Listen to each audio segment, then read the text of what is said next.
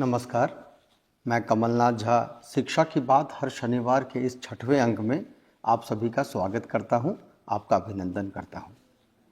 आज हमारे बीच doctor S Siddharth, अपर मुख्य सचिव शिक्षा विभाग, शिक्षकों और बच्चों के सवालों के जवाब देंगे।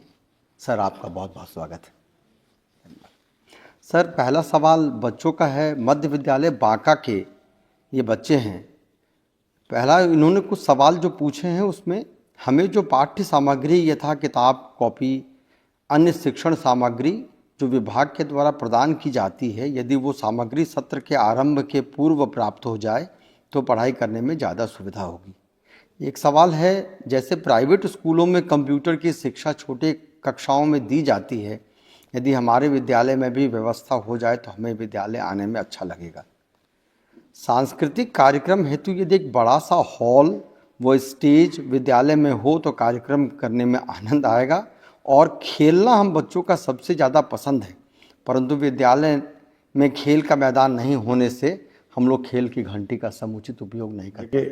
सबसे पहला जो प्रश्न पूछा है कि जो सामग्री है, किताब है, पेंसिल है, कॉपी है, बैग है, इस बार हम लोग का यह उद्देश्य और टारगेट भी है कि 1 अप्रैल को जैसे ही आप लोग पहली क्लास में जाएंगे तो जैसे प्राइवेट स्कूल में बच्चे नए किताब, नए सभी सामग्री के साथ जाते हैं, इस बार आपको सामग्री मिलेगी।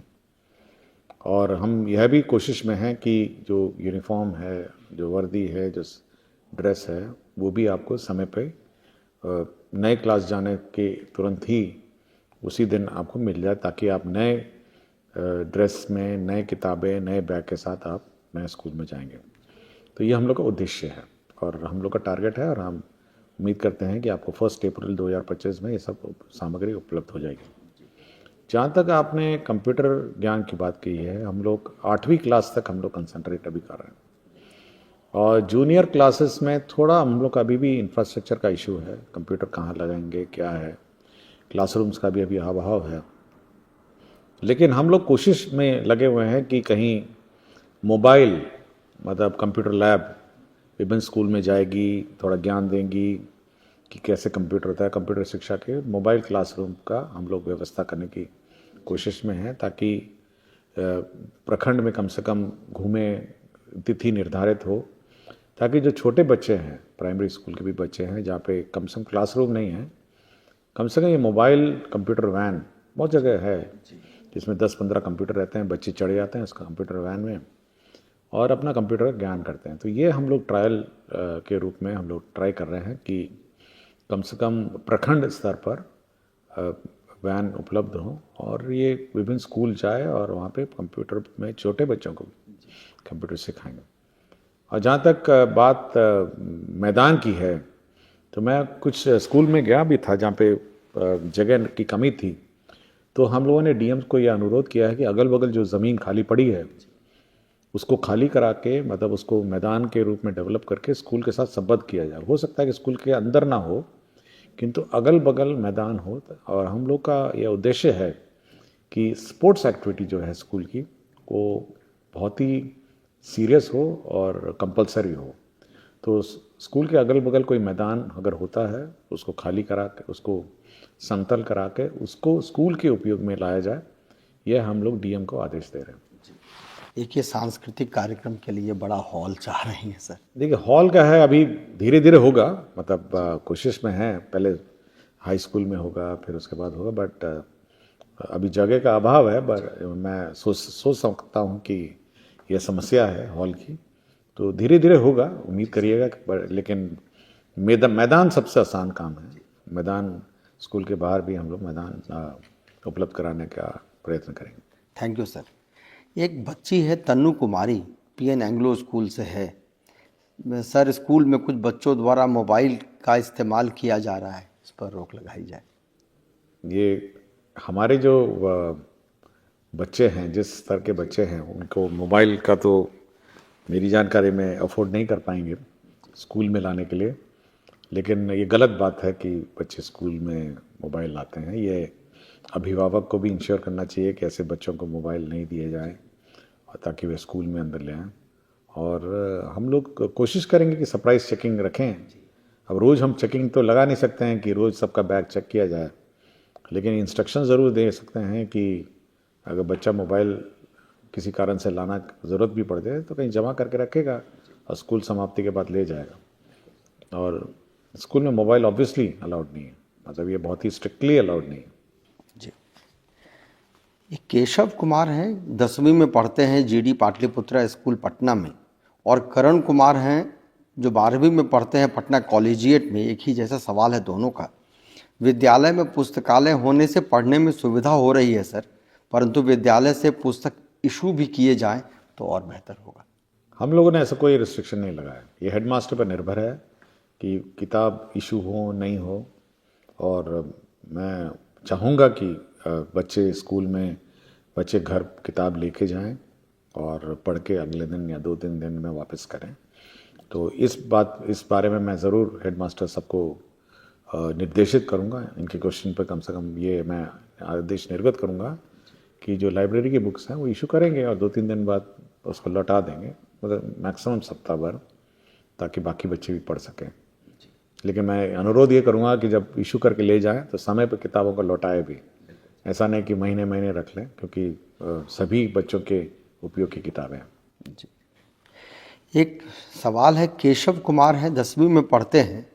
इनका सवाल है, विद्यालय में कक्षा 10 के 2 सेक्शन हैं, ए और बी, वहाँ पोशाक राशि मिल चुकी है, जबकि उसी कक्षा के अन्य 2 सेक्शन सी और डी में ये राशि नहीं मिली है। पूछने पर शिक्षक द्वारा कोई जवाब नहीं मिलता है। एक और सवाल है इनका कि लगता हुआ विज्ञान प्रयोगशाला होने के बावजूद भी इसका इस्तेमाल नहीं कराया जा रहा है। देखिए, पोशाक की राशि हम लोगों ने सबको कहा है देने को, और ये कंप्लेन आई है।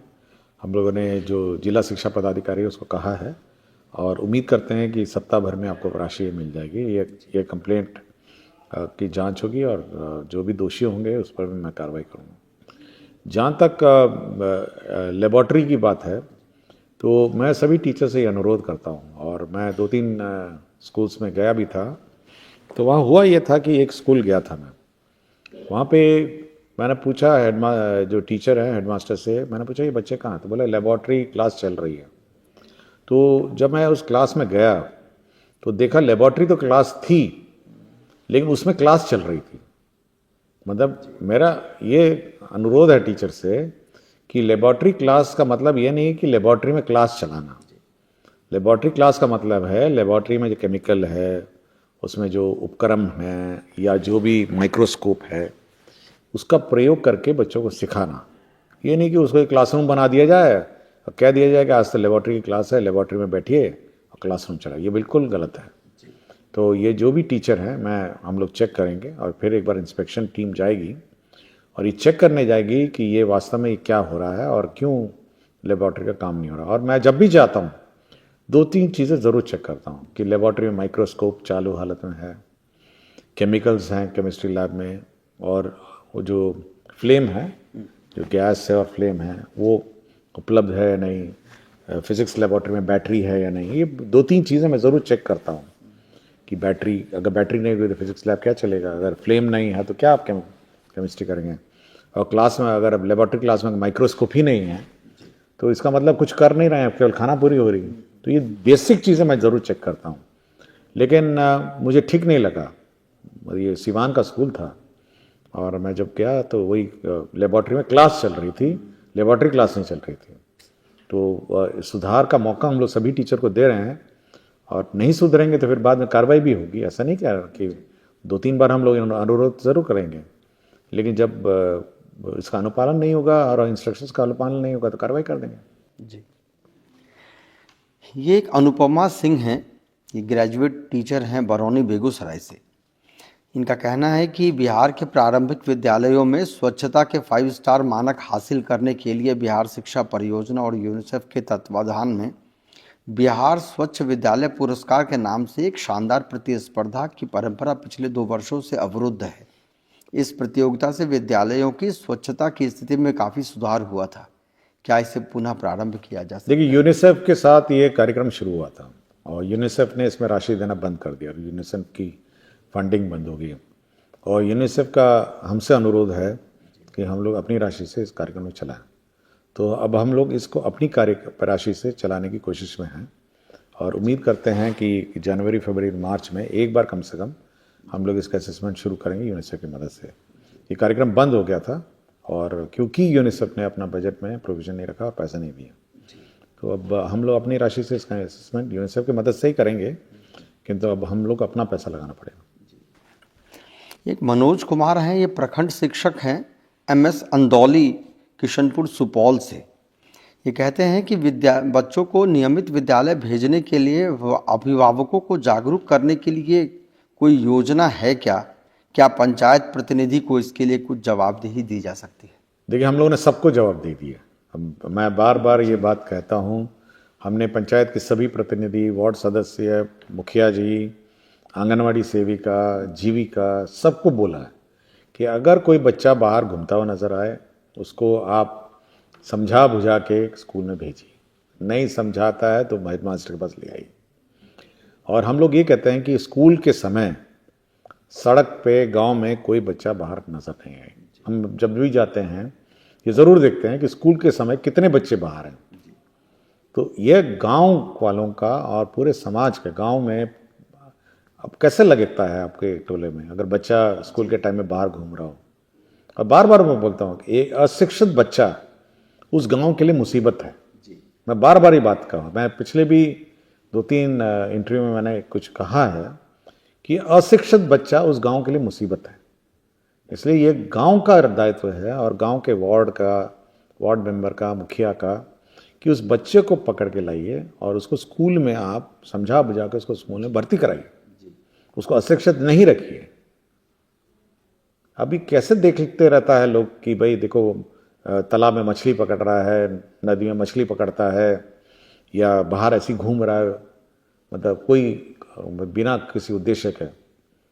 ये गांव के किसी भी व्यक्ति को टॉलरेट नहीं करना चाहिए।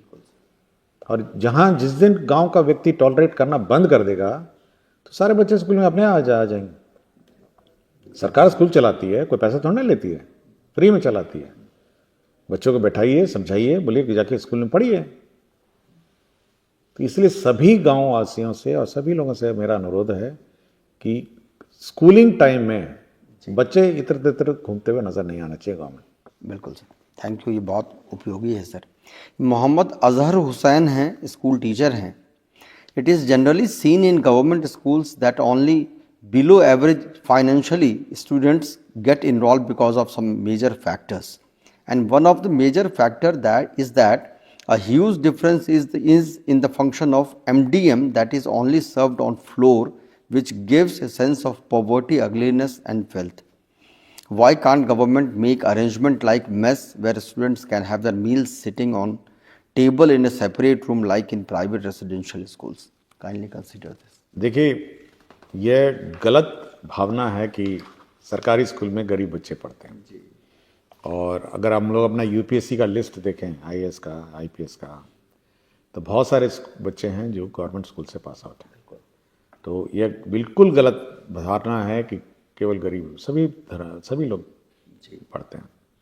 और प्राइवेट स्कूल हर गांव, हर पंचायत में और हर मोहल्ले में नहीं है। बिल्कुल।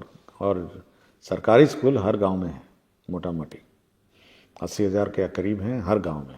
तो इसलिए यह बिल्कुल मतलब गलत है कि गरीब आदमी, सभी बच्चे पढ़ते हैं। और जहाँ तक बात यहाँ की है कि मिड डे मील की बात है, देखिए गांव की जो व्यवस्था है, मतलब ठीक है, जगह अगर होती तो मेस होता, अलग कमरे होते तो मेस भी हो जाता, टेबल भी हो जाता। हम लोग तो स्कूल के क्लासरूम के लिए टेबल हम लोगों ने लगाया, और वो भी बहुत सरकार ने अपनी पूरी राशि ताकत लगा के सभी स्कूल के क्लासरूम में आपके बेंच और डेस्क लगा दिए।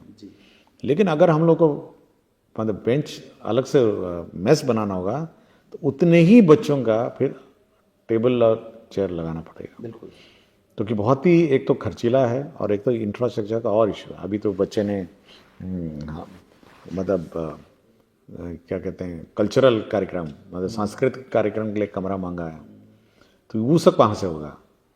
लेकिन एक अच्छा फीलिंग रहता है। मैं भी जाता हूँ मिड डे मील में तो पंगत में बैठता हूँ, और गांव में जाता हूँ तो पंगत में बैठता हूँ, और मेरी अपनी बारी आती है जैसे मैं जब भी जाता हूँ तो बच्चे बैठे रहते हैं, तो मैंने कहा ठीक है, जब वो खा लेंगे तो मैं अपनी पंगत में बैठूंगा। तो बच्चों के साथ पंगत में बैठ के आराम से बैठ के खाने में अपना मज़ा है, और ज़मीन में बैठ के खाने का एक साथ मतलब कंधे से कंधा मिला के, मतलब सभी वर्ग सभी धर्म के बच्चे जब एक साथ बैठ के खाते हैं, और बड़ा अच्छा लगता है। और कोई थोड़ा आदत हम लोग को जो पुरानी अपनी ट्रेडिशनल आदत है, तो उसकी याद आती है, तो अच्छा लगता है।